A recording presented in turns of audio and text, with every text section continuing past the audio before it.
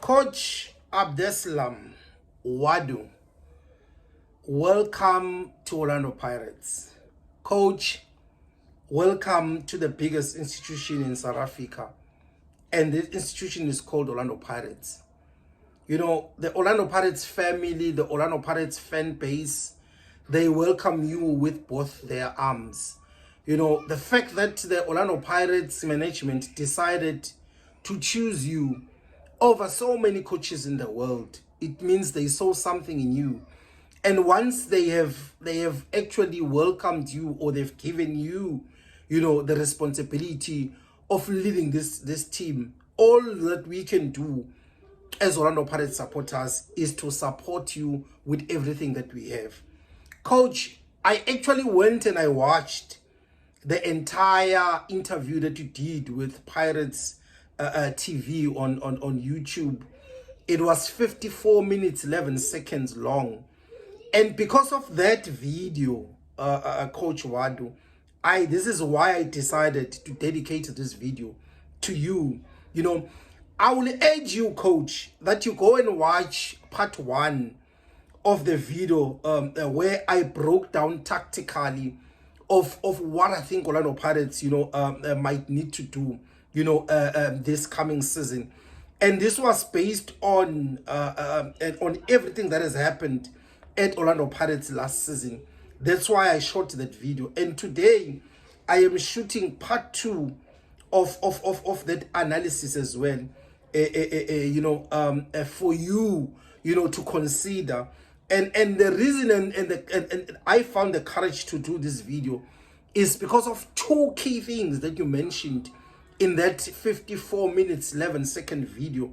And those things or those words that you uttered are located or are found in at 23 minutes 10 seconds. There, Coach, you talked about the spirit, you know, of the Orlando Pirates people, or the spirit of the Orlando Pirates fan base. And you said in your own words, you know, when they have something to say, you know, they say it as it is. You also then went, Coach, and you talked in the 28 minutes 33 seconds. You talked about the common mistakes that new coaches do, you know, when they press, you know, the reset button too quickly.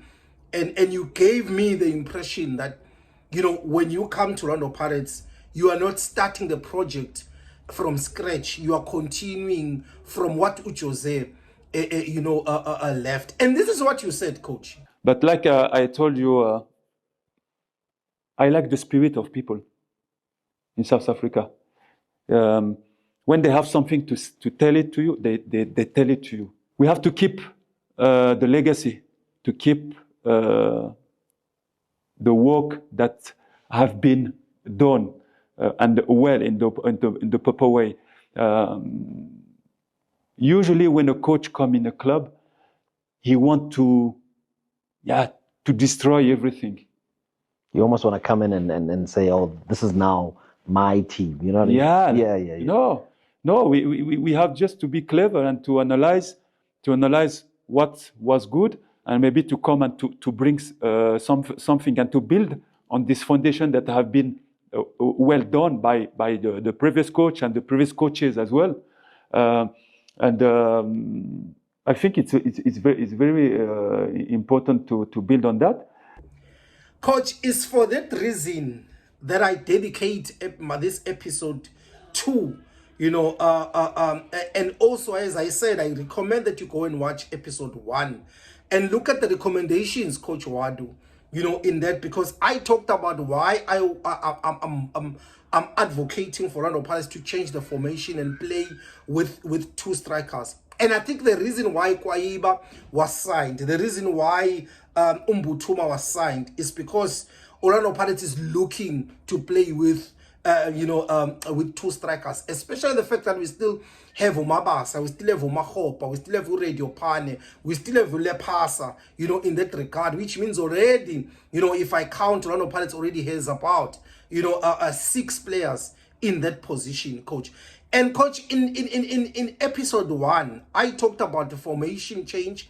I talked about the 2 key roles that I want you to consider bringing into Orlando Pirates, which is the strikers coach and the set piece coach. And I mentioned the reason. I talked about these defensive principles, of Orlando Pirates. And then I talked about 2 profiles of the left back and the profile of a center back that you might need to consider and sign. And then I talked about the role of the goalkeeper coach that he needs to make on Siposhine for him to become one of the greatest goalkeepers in not only in South Africa but in the African continent. On episode 2, coach, I want to go a step further, and start talking about other things, especially the first one that I want to talk about is the build-up phase of Orlando Pirates, because last season, what happened, coach, was the previous coach, a coach that we love the most, Coach Rivero. Build-up yet was not as fluid as you would want to be. When the season started, build-up was very, very good. But later on, it was very sore to the eye. And the reason for that was I felt that the build-up was too basic and it was too easy to plan against. And again, I also felt that the build-up wasn't as dynamic. It was the same in each and every game, and it was easily predictable. There was nothing new in each and every game that we were going to see and then say, oh, okay, let me change this, or this has changed. I think then made teams to easily plan against Orlando Pirates. The injury to Unda and Sesane as well was also another reason that the build-up here, Orlando Pirates, wasn't as fluid as it needs to be, because they built that rapport and chemistry between Unda and Sesane. And then when they both got injured, we need to introduce new center backs, which kind of took us back in that. But if you watch Orlando Pirates towards the end of the season, you could see that Jose technical team, they were working on this aspect of the game. It was easily visible that this is an area that the technical team was concerned about. And there were a couple of changes based on what happened in the first half of the season. In the second half of the season, there were a couple of changes in the build-up that I saw in Orlando Pirates. One of them was one key change, the center back becoming the first player that makes the first pass in the restart to the goalkeeper. That makes a huge difference, that made a huge difference. And I'm going to explain. Also, as soon as the center back makes the first pass into the goalkeeper, then the 2 center backs stretch very wide, towards the edges of the 18 area and leave the goalkeeper in between. And for me, that was very, very key, because it created a vertical spread, it created a little bit of space. It also facilitated easy circulation of the ball. It also forces the opposition, their pressing line to spread wider, and for me that was very, very impressive from Coach Jose. But Coach Ouaddou, I want you to take it even a step higher with your technical team. There are certain tweaks, just one specific tweak that I would like you, Coach Ouaddou, to consider. And for me is, if you look at how Orlando Pirates build up, especially when they were press aggressive, they build up with a U-shaped 5-man men build up, meaning you had the goalkeeper, the 2 center backs, the right back and the left back, forming a U-shape for us to be able to build up. But coach, I would like you to consider changing the 5 and make it a 4.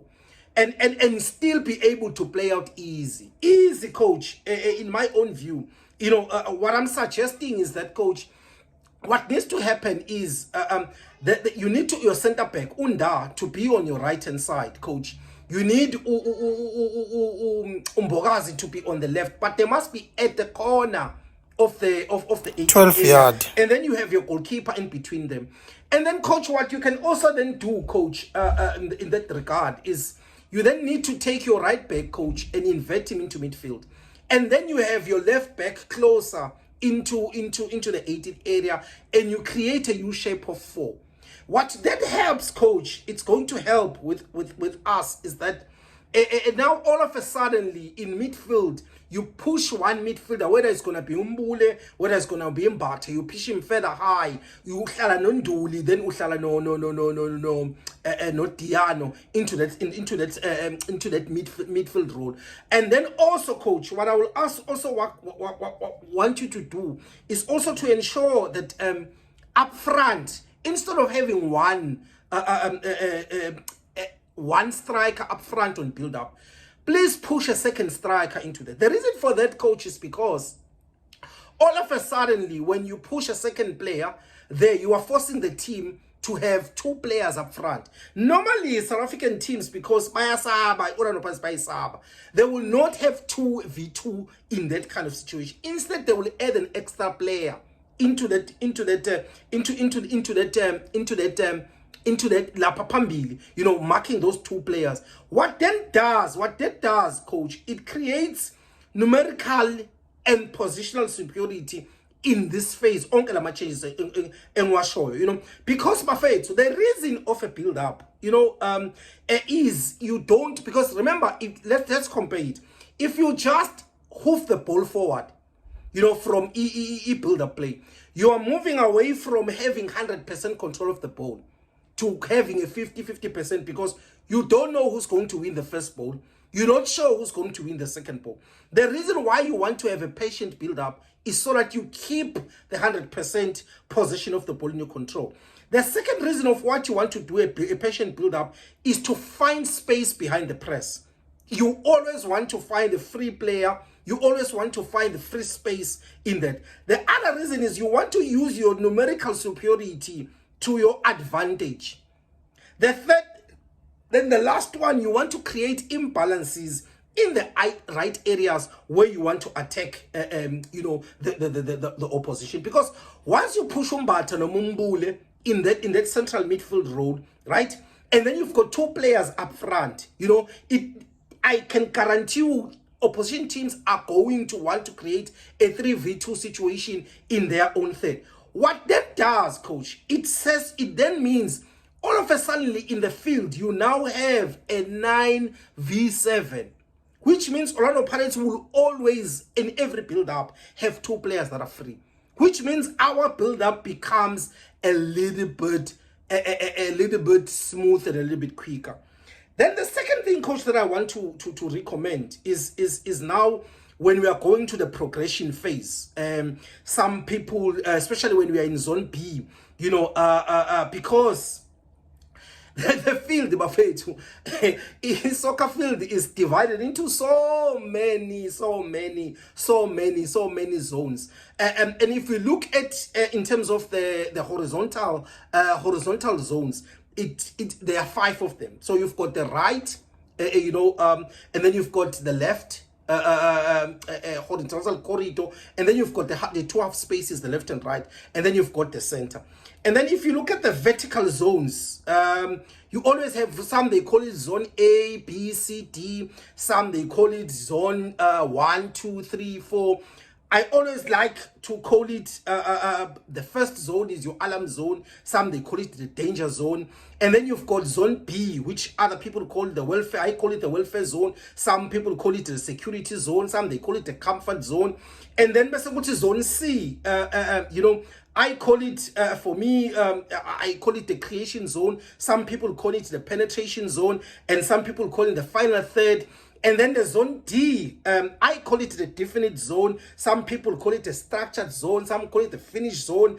Some call it the fixed zone. It just depends what language and what school of football you are coming from. So it is important to note those zones, because it talks to which areas are you want to create the imbalances, which areas are you want also to create the triangles, the rectangular shapes, and where you want to create overloads. Coach, I want Orlando Pirates to move away from a 2-2 build-up shape. I want Orlando Pirates to go into a 3-1 and at times a 3-2 build-up shape. What that does, coach, it means your build-up shape, whether you are in the B zone or whether you are in the C zone with the ball, it means that if you happen to lose the ball, you've got 3 players, you know, that are occupying the 3 central horizontal zone. And also you've got another extra cover in front of them with the CDM. Because Orlando Pirates has been caught on transition too many times in key games. The loss against Kaizer Chiefs, against Mamelodi Sundowns, you know, Eloftas, the Magesi loss in the Carling Cup, and the recent game, the last game that Orlando Pirates scored against Magesi was also on transition. Remember the goal that Pyramids almost scored, the mistake that was made by Uhoto, you know, coach. That's one of the many games that I can think from the top of my head of why I want Orlando Pirates to move from the 2-2 build-up shape into a 3-1 or even a more comfortable 3-2. And somebody else can come and say, Simanga, if build-up shape is always defined by how many players, you know, they are pressing. I will then take them to the current Club World Cup and say, go watch build-up shape of all the Brazilian teams. And go and watch PSG. Go and watch how Man City was playing. Go watch Fluminense. Go and watch Botafogo. You know, go watch Palmeiras. Just go and watch and see if they are playing with the 2-2 rest defense, or if they are playing with the 2-2 build-up shape, and then come back and tell me, right, coach? I want a street occupation of zones. I always want in the 3 lines. I know in some instances you can have more than 3 lines, but I always keep it as the defensive line, which is 1, the midfield line 2, and the attacking line, which is 3. I always want that in between the 2 lines, at least 2 of the lines must always have each 3 players occupying the 300 horizontal zone.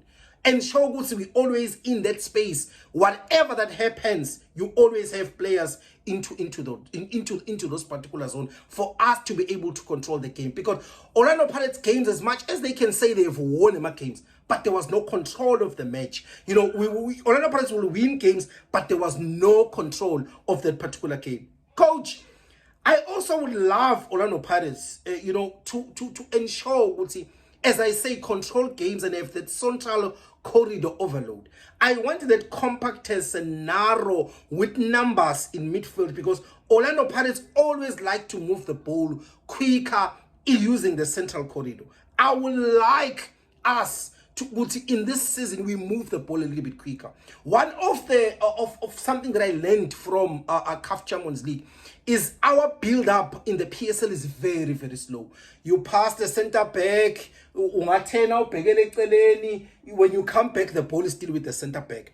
What in Champions League they do, they move, when the ball moves from one center back to the next center back, it's very quick. The reason why you will want that is because if you pass slowly, you give the opposition time to shift, balance, and then you move on the side, they shift with you. But if you move it at pace, there is always likelihood that there will be a gap when they're trying to move. Somebody is going to switch off, and then the gap is going to open and then you are able to find that free player into that. For me, that is luck. What I would like, coach, for us to do a little bit of pace into how we build up.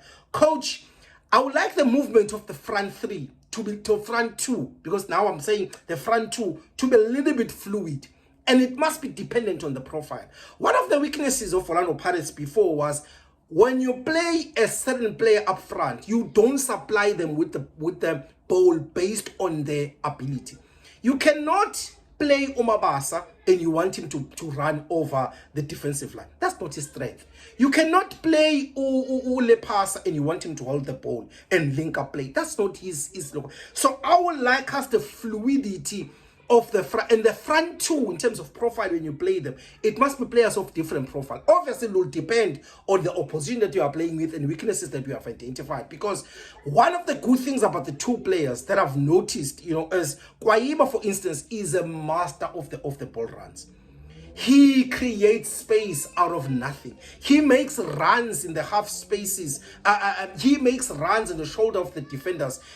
For me, that is one of the very good players in terms of that type of play. It means, coach, when Kwaiba plays up front, the midfield and the defense must always be watching open their eyes and watching the movement of Kwaiba to be able to find him.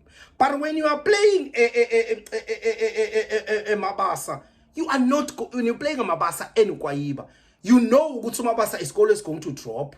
You know, hold the play yakhe igrand. Makhubu is the same. Makhubu also go create some overloads on the side. He also drops, you know, and drag the central back, which means now all of a sudden you can use the pace of Kwaiba over the defense line, the pace of Lepasa over the defensive. That's why I'm saying the front two that you use with must be different profiles so that you can use them whenever that you are. And the players that are playing with them, they must make sure, coach, that they understand that which profile are you playing up front and what kind of passes that particular player that is playing needs for him to shine, right? So, coach, I also want us to use a lot of third-man runs, especially when we are using players like Mbutuma who've got pace. Mbutuma specifically is very, very deadly in the central corridor. And also he likes to drop a little bit into midfield and come and join a little bit late. And for me, that is one of the key things, which means, coach, we can play a 9 like Umabasa, and then you play him with either Mbutuma or Kwaiba. Or in some games, you can even play a Lepasa with pace and play him with Kwaiba, because now that means all those players can able to create a lot of confusion and pace, you know, in the final third, depending again, coach, in the opposition that you are playing. Okay, coach, the chopping and changing of the core team, it has not worked for Jose. That's why in his third season was one of the most successful season in my own view, because the gap was closed further into 12 points. And your role, coach, and I liked in the interview that you mentioned that you understand that the league is very important for an opponent to come and challenge. Coach, we're not asking you to win the league. That is me. All we're asking is reduce the points from 12 and reduce it to less. If it's 11, for me, it's an improvement. But coach, you gotta win a cup. There is no way you cannot win a cup. Coach, we need to go back to Cup Champions League. Not only in the group stages, we need to go into in the knockout stages. For me, that is what, coach, we're asking you, Coach Ouaddou, you know, into this. Again, coach, we need wingers that gives you different color, that gives you different type of profiles. In a sense that when you play a Saleng, he's direct, he's raw, he's got pace. He loves to play on the mostly at the wing, on the right hand side. Now, when you play Rele always like to start his position on the wing and then be able to cut in and come more inside. With Apollos being signed, coach, you're gonna have a headache, because I don't want Rele playing as a 10. As I've said, coach, I would love you to play with 2 strikers, which means already there you are starting with Umabasa, coach, because for me, I think with the right supply, Umabasa can hit another 15 goals or even 18 to 20 goals. You play him with either Kwaiba, you play him with either Ulukuzana, you play him with either Mbutuma, you play him with either Ulepasa if it's going to be around next season. And then on the right-hand side, you start with Urele. On the left-hand side, you decide, coach, whether you're going to start Apollos, you're going to start Saleng or whatever. In that. And also, I like the richness of the bench in terms of quality that now Orlando Pirates have in that role. I love the other role that is very key in football, guys, is the right-back role. All of a sudden, the right-back position is not now required. You need to let me put it this way. The primary role has shifted from having a right back that is defensively sound and is going to, you know, to defend. I think Alexander Arnold has just showed us that the right back position is moving towards an area where you need a player that will create goals for you. The reason of that is because you need a smart player in that position.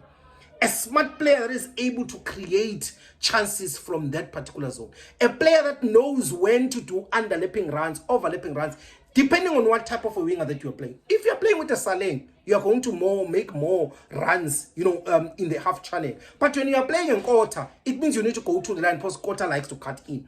That's why you need a smart right back who's also good in crossing the balls, because the other thing that we need to do, we need to start crossing the balls inside the box. Especially the early crosses. I'm talking about the crosses that you don't need to be right there at the corner or on the outside before you cross. Right there in the half space when the center, when the opposition defenders, they are trying to close in the gaps. They are still trying to look, and when you cross the ball. And again, modern football has showed that when you cross the ball, cross it to the right area.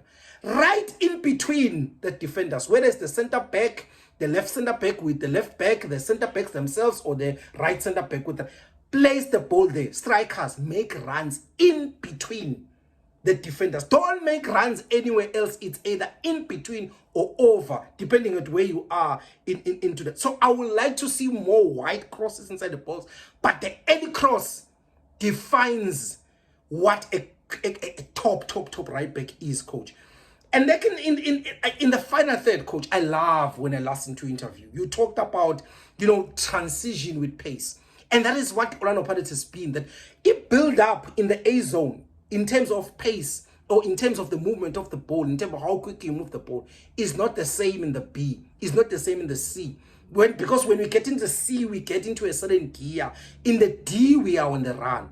And I heard you talking about wanting more players inside the box, wanting Orlando Pirates to be quick on transition. I love that. Central penetration has always been Orlando Pirates' key, key attribute, where siyangena, siyabaqhekeza, siyabangena khona la phakathi esigubhini where they are. That's why Mbule will be very, very critical for Orlando Pirates because of the brains that he had, press resistant, and he's always seconds ahead of everybody else, and technical ability is second to none. It will be interesting to see who plays between him and Utito. When do you play Dlamini? Where do you play Utito? Oh, guys, it's gonna be a beautiful season. If you look at, guys, I haven't talked about Usilepe. The headache that you have, Coach Ouaddou, I don't want to be you. I want you to continue with the positional rotation. I love in the interview you talked about positional play. I would like to see those positional rotations, especially creating those shapes, especially those triangles that you keep creating to progress play, where players can move into certain positions and another one closes the gap, but creating that particular shape and ensuring that you still maintain superiority in key areas. I would love that to continue, coach. The other one, coach, is the set piece attack. We need to score goals on set pieces. We need to do better on corner kicks on attack. We need to play more crosses inside the box. We need to be more, add that attacking threat for an, especially once you play Apollos on the right, because he cannot lose his left, so which means he needs to use more his right, and then that allows him to cross the ball. It will be interesting, coach. What are you going to do with the headache that you're going to have?